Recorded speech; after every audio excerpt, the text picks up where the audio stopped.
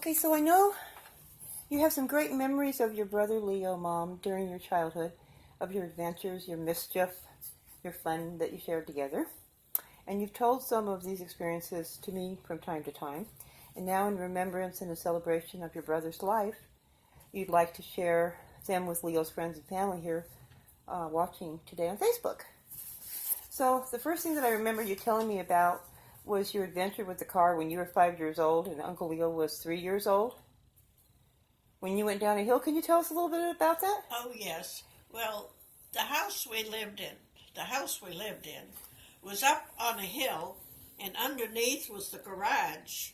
So we would be in the backyard, and I would pull him up over the fence, and we'd run down the walkway and down the stairs to where the garage was. Well, there was a car, an automobile there. Mm-hmm. So we got in, and we pretended we were going to drive it. So I got in, and I hit Leo on my side, and all of a sudden, we go woo down the hill. Somehow you got it into gear. Yeah, somehow I don't know how. But anyway, we landed, and thank God at the bottom of the hill it stopped, and we just looked at each other, and he started crying, and I said, "Oh, it's gonna be okay." And you were 5 and he was 3. Yeah. And how about the time that you jumped over the fence and then you took him? Oh, we went up the hill. And your mom was petrified. She didn't know where you were and what happened. Well, we went up the hill, and the first thing we saw was the man who had the beehives, and he showed us the beehive. So we continued up the hill and into a friend's backyard, when all of a sudden I saw a policeman on a motorcycle coming. Towards you guys? Yeah. Oh, and boy. Next thing I knew, I hid in the doghouse on that property so he wouldn't see me, because I knew he was going to bring us back. So he found us, and he put Uncle Leo on the handlebars. He had a load in his pants. Okay, and then what about you? He made me walk beside him. Oh, boy. And wouldn't put me on the motorcycle. Just said, keep going. Oh, boy, that's funny. So I went up the hill, and there was my mother, frantic at the top of the hill. I can imagine. Wondering, whoa, thank God they're okay, you know. A little bit older, you told me about the time that Uncle Leo, from an old wreck, took a 1940s convertible Chevy, and he, with his very own money and his own 2 hands, he built. Show us his car that he built. Well, he built this he worked for a man at a gas station, and he was such a nice man.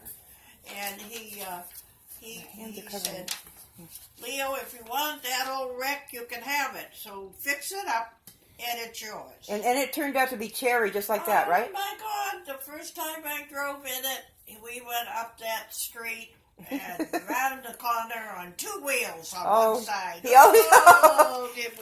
always drove like that, as far as I can remember. He always drove really fast. Oh my God, he was a fast driver. Yes, that was quite an experience. It really was. He says, "You want to ride?" And I really say no, but I get in it and grit my teeth.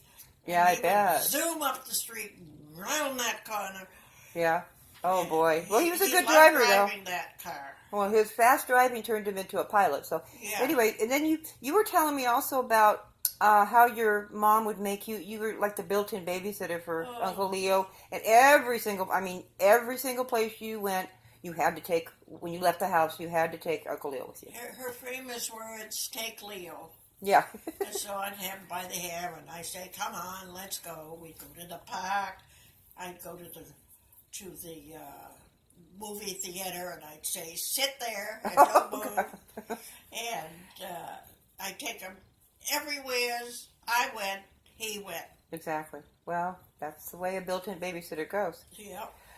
I remember you telling me about the wonderful summers you spent in Green Harbor, Massachusetts as well. Like, tell us about the dairy farm and picking blueberries and Daniel Webster's house and picking apples and bringing fruit home to your grandma. Tell me all about that. Well, my grandfather built that cabin up on a hill. In Green Harbor? In Green Harbor. And to the right, to one side was the Malden Boys Catholic Camp, and to the left, down the hill, was the Girls Catholic Camp, Immaculate Conception. Okay. And over on the other side of the hill was Daniel Webster's place with a big apple orchard. Daniel Webster, the famous author. Yes. Right.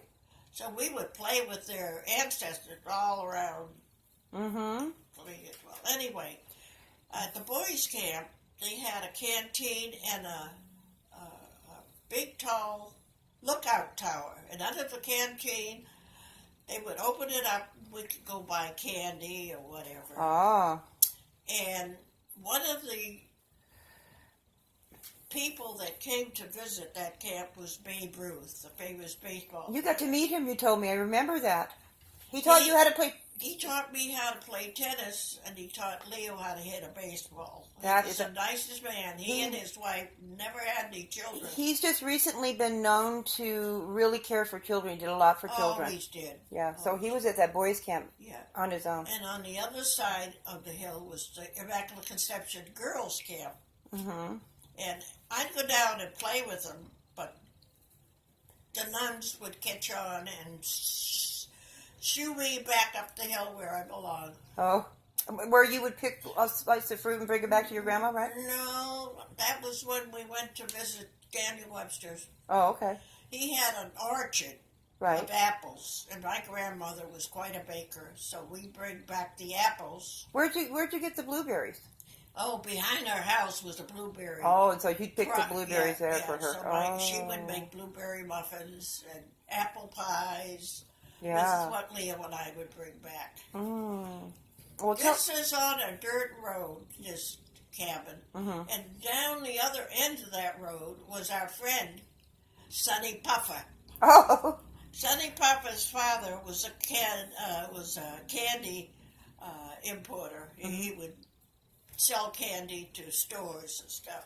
So every time we stopped there to dance with Sonny Puffer, You and Uncle Leo? Leo and I would get a candy bar free. Oh, boy. So we'd continue on our route down the dirt road, and on the bottom of the road was a station and a store. Okay. Like a gas station? And there began the asphalt road, and we'd walk down that asphalt road and come to a dairy farm, and we'd turn off and go to the dairy farm, Uh-huh. and they would teach us how to milk a cow. You were just little kids, right? Yeah, my mother just let us go. You'd walk all the way to the ocean, But too. there wasn't much of a chance that we'd be in an automobile because they were very few back in those days. I gotcha. So That was like we back in the milk 30s, cow, the 20s and then 30s? we'd go back and get on the highway and go down to Green Harbor, go out on the Peninsula of Rocks, and sit there, Oh, my gosh. look at the ocean. When and I the think of that, sailboats. when I think of how little you and Uncle Leo were at the time doing this stuff, it's Yeah. scary. Yeah, it was. The- So we'd come back and follow our route back up the hill. Tell me about the time. I think one of the funniest stories you ever told me was about the skunk. Oh, the cat. My brother insisted on that skunk being a cat. Oh. Look at that kitty, he would say. Look at the kitty. I say, Leo, don't touch that. It's not a kitty.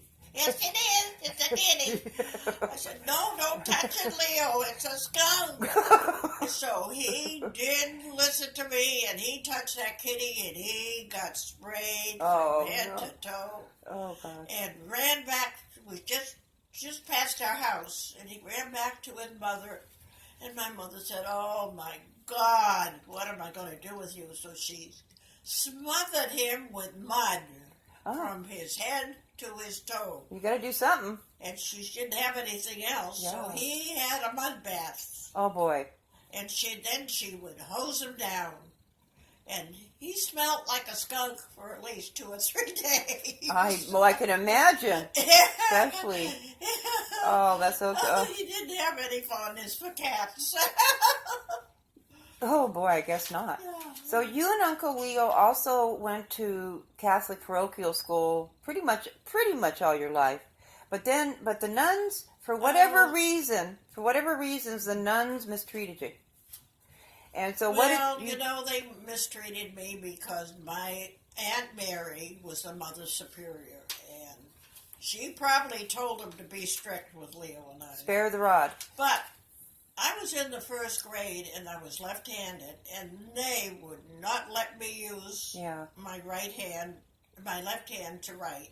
They would make me put it back in. They would actually hit your hand, wouldn't they? Yeah, Oh, they did. boy. They hit me over the knuckles. Well, anyway, Leo wasn't in school yet, but then when he came, they tried the thing on him on the boys' side of the school. They tried to mistreat him too. Mistreat him too. So one day he and I got as far as the school, and we both decided that we did not want to go to school. Yeah. So we sat on the curbstone. Yeah, I don't blame you. And we sat there, and my Aunt Mary was calling my mother, "Where are the kids? Are they sick? What is the matter with them?" So my mother came barreling out of the house up the hill, trying to find out where we were, and there we were, sitting on the curbstone in front of the school, in the convent, and very softly she said to us, "What are you doing here?" We said, "We don't want to go to school. They're so mean on us. We don't want to go to school." Well, Yeah. let me tell you, she went into action and got us out of that school and put us in public school. Yeah, And we were so darn smart that neither one of us, yeah. we were bored for a year because we were way ahead of those. That's what the same thing happened to me when you put Patty and I in Catholic school for Yeah. 2 years. We went back Yeah. to public school, and we were like a year or two Yeah. ahead. Well, anyway, that was the happiest thing because in that school we excelled. Yeah, Uncle Leo too, huh? Yeah. Yeah. Well, He always had a tendency for electronics. okay. So he became interested in it and went to school to learn electronics. He ended up being a flight engineer for Pan America. I was so proud of him whenever he would show up in his uniform and stuff. Oh, Yeah, he was something else. yeah. And he would show us the cockpit, and he'd start moving little buttons and showing us what he did. He'd save many flights from being damaged because he knew how it had a sound and how it had to be fixed. Oh, yeah, and he was a whiz. So I remember they made him a pilot, and he didn't like that. He wanted to go back to his being electronics a and flight stuff. engineer because Yeah. he loved mechanical things. Exactly. So Exactly. that's what he did. I remember one time he flew into Los Angeles, and we went down to LAX, the international airport, to see him because he was only there for a stopover. Yeah. Or he was on his way to Hawaii. Yeah, yeah. And he asked you, "Can I take the girls to Hawaii with me for a couple of I days?" said, "Oh no." Oh, he said, "Please, Mom, let us clear, take us to Hawaii." You go, No, no. way. Well, we were just in grade school. I'll never forget that. No. Well, thank you for sharing these wonderful memories. Is there anything else you... there is one thing that I remember Uncle Leo doing recently with you, and that is he, without ever stopping, at least once or twice a month, he would call you somewhat late at night, and you guys would talk for about an hour. Oh, I had to listen when he called Oh. about his trips and where he went all over the world. And I say, "Oh, that's nice." And all the people you knew in And all childhood. you know, and all about the airplanes, and all about his trips. And I would patiently listen. Uh-huh. And he did that for years. Yeah, in recent years, I remember that at least the last 5 years he did that. Oh, yeah. Yeah. Oh, yeah. I remember hearing you guys laugh Yeah. through the wall and stuff like that. And towards the end, he would say, "I have to go because I can't cough." Yeah, yeah. Do you have anything else you want to share about No, your I brother and how much you... We were very close, he and I, and we loved each other. Obviously. You think 90 years of being together, you learn a lot. Exactly. And I loved him dearly, and I'm glad he's out of his misery and that he Exactly. now is at peace with the world. Well, he's all. yeah, he is. Thank you so much for sharing all the adventures and your mischief Oh, we And had all a the- lot of mischief. you had in childhood and everything. I'd have you here forever telling you the mischief. I know. Well, you have told me a lot. Those are just some of the things that stuck out in my memory Yeah. that you've shared with me. Thank you, Mom. You're welcome. And We both My- loved Uncle Leo very my much. deepest sorrow for the family. Well, your family too. But yes, of course. Of course. Okay. Well, do you have anything else?